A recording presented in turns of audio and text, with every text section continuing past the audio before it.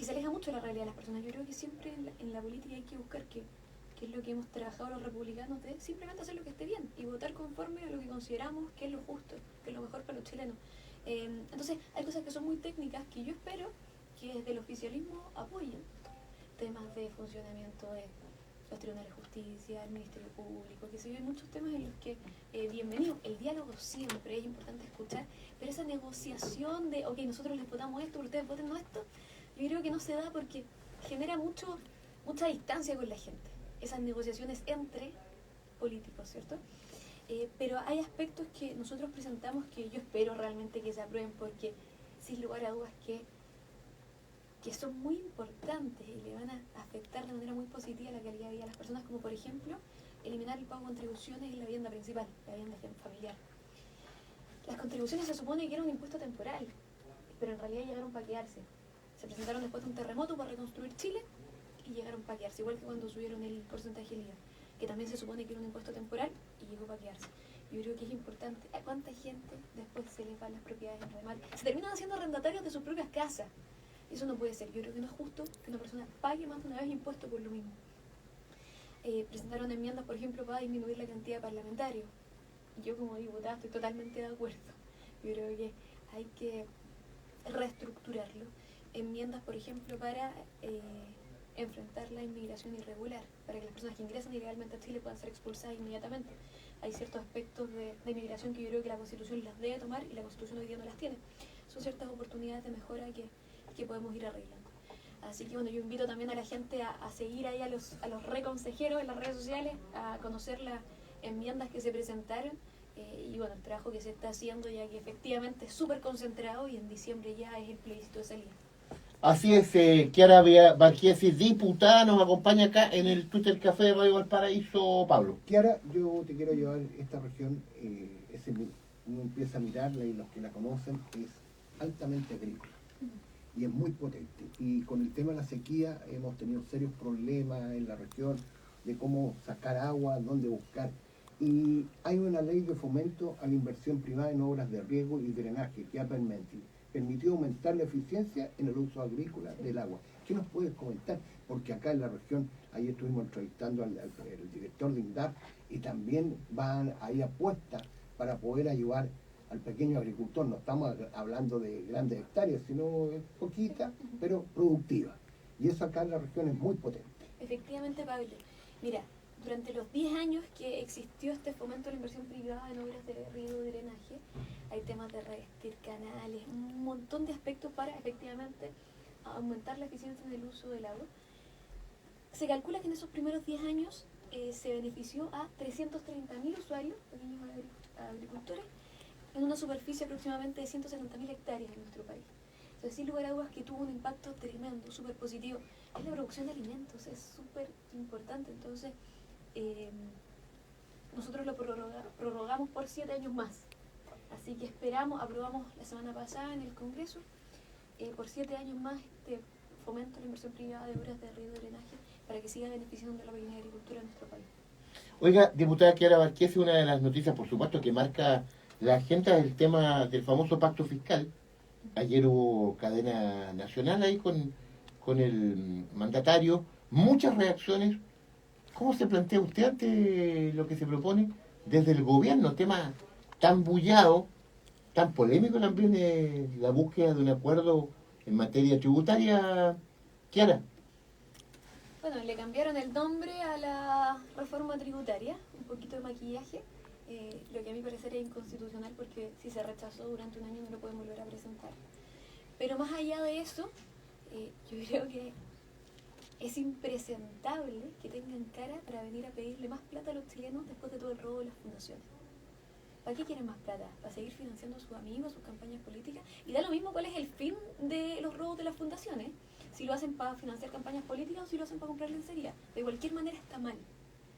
Y en medio de toda esta crisis, que el gobierno, por mucho que haya dicho que ya se zanjó, que sabemos que es mentira porque esto fue la punta del iceberg y se siguen conociendo nuevos casos en nuevas regiones, si al final esto es como un edificio. Si nosotros vivimos en un edificio, hay un administrador del edificio, a quien todos le pagamos los gastos comunes porque el techo se está lloviendo, porque el ascensor no funciona, etcétera, etcétera. y resulta que el administrador del edificio se le ocurre pescar la plata de los gastos comunes y gastárselo con sus amigos, resulta que los vecinos ya no le van a seguir pasando la plata mensual. Es una cuestión lógica. Bueno, ese edificio se llama Chile y todos los chilenos le pagan impuestos al gobierno para que pueda administrar nuestro país, pero lo que hoy día estamos viendo, una crisis brutal de corrupción, hace que no pueden tener el descaro de seguir pidiéndole más plata a los chilenos. Correcto. Ante esa respuesta, diputada, ¿qué pasa con las reales demandas y necesidades de los chilenos? Que, oiga, tenemos son varias Biblias juntas de necesidades de los chilenos. ¿Qué se hace entonces? ¿Cómo acceder a la petición de satisfacción de necesidades de la gente en Chile, diputada? Que la plata vaya efectivamente, que llegue a donde tiene que llegar. O sea, la mayoría de las personas pagan impuestos y no ven cómo eso te beneficia en la calidad de vida. Y eso se ve, por ejemplo, cuando se paga el maestro de la patente, el permiso de circulación, y los hoyos en las calles siguen. Entonces, al final el hecho de que hay tantas prioridades, hay tantas urgencias sociales, y lo que se ve es como que, por ejemplo, el año pasado se contrataron casi 100.000 nuevos empleados públicos. Entonces, si hay plata para contratar y apitutar a los amigos, y no hay plata para efectivamente mejorar la salud, mejorar la educación, hay un desequilibrio que el gobierno tiene que aprender a administrar. Yo esperaba, cuando fue la cuenta pública, en el Congreso Nacional, hace ya varias semanas atrás, ¿qué es lo que yo hubiese esperado? La cuenta pública fue después que se rechazó la reforma tributaria. La reforma tributaria que tenía cosas tan malas como, por ejemplo, que eliminaba el beneficio tributario a la vivienda económica. Efectivamente tenía aspectos que eran muy negativos. Bueno, en ese contexto en que nosotros rechazamos la reforma tributaria, el presidente en la cuenta pública, una cuenta pública eterna de como 4 horas, yo creo que se motivó a comienzos de junio, claro. Sí. Se motivó en otros amigos latinoamericanos que son muy buenos para hablar. A cada rato nos miraba y nos decía, ¿y la reforma tributaria, qué sé yo? Lo dijo como 5 veces, no conforme con eso hizo cadena nacional ese mismo día en la noche para seguir insistiendo en la reforma tributaria. Lo que yo hubiese esperado es que si es la cuenta pública, que nos digan primero en qué están gastando la plata. Y una vez que nos dicen en qué están gastando la plata, se le puede pedir más plata a la gente. Pero si no se hace esa rendición, esa transparencia primero, no se puede. Y después de eso, toda la crisis de las fundaciones.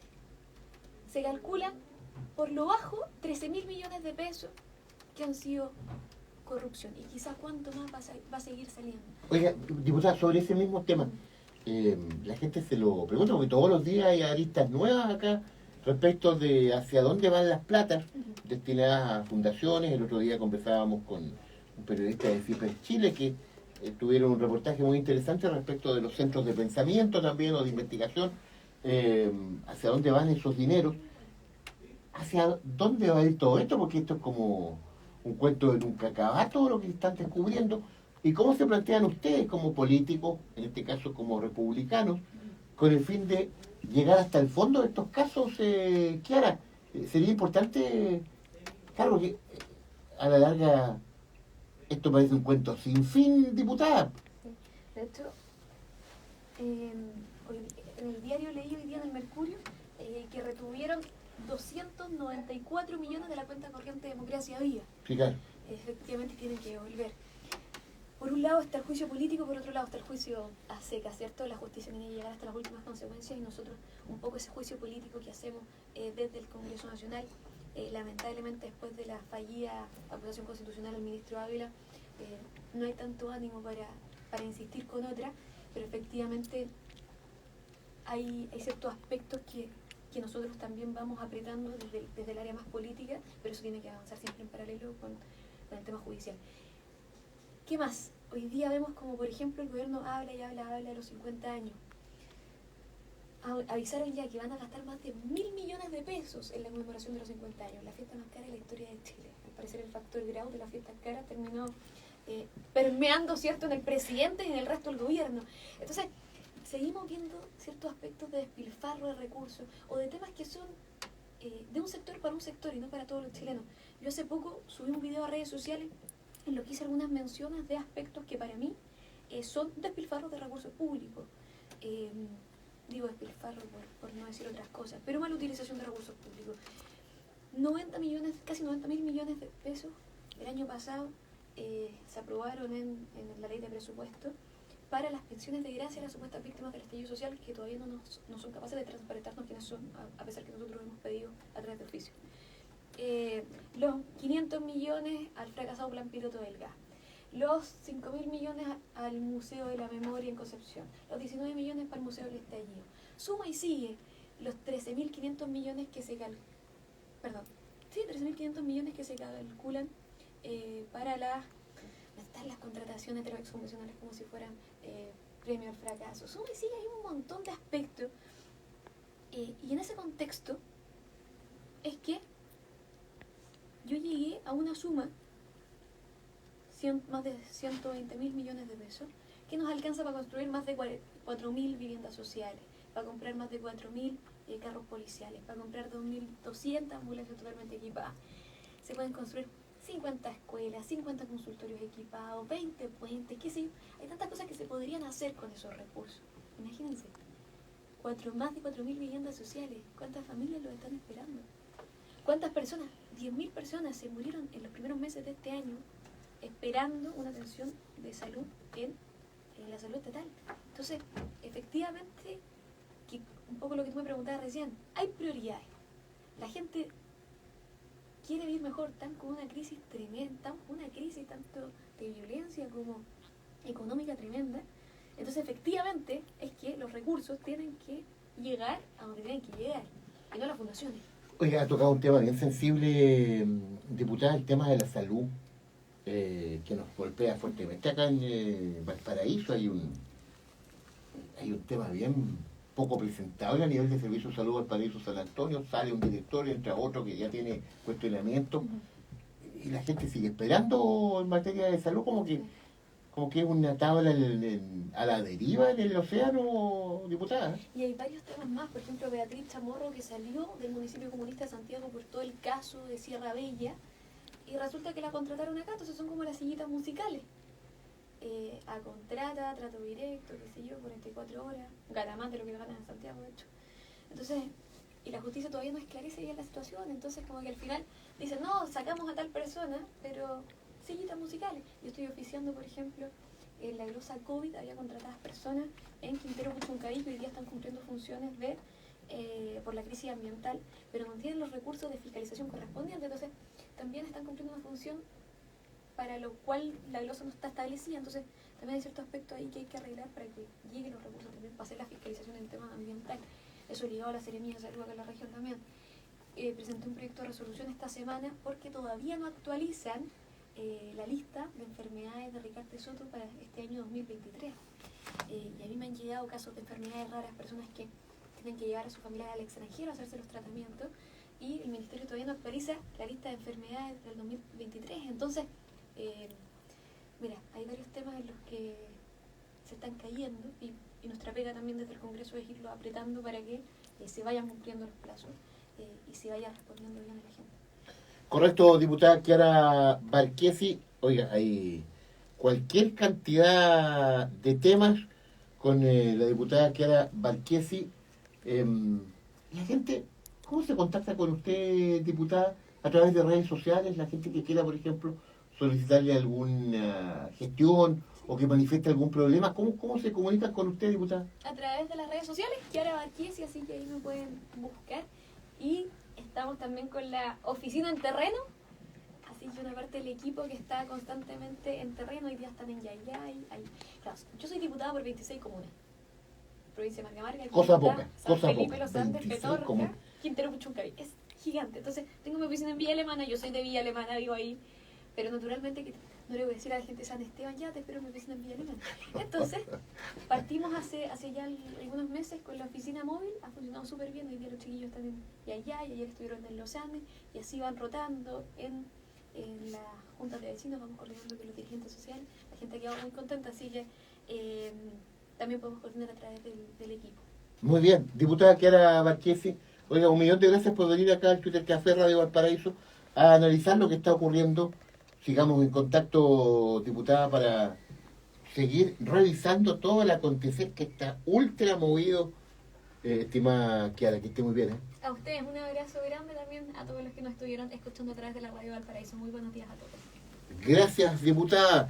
Twitter Café Radio Valparaíso. Viene Valparaíso a la hora, acá en nuestra emisora. Volvemos luego con el Twitter Café.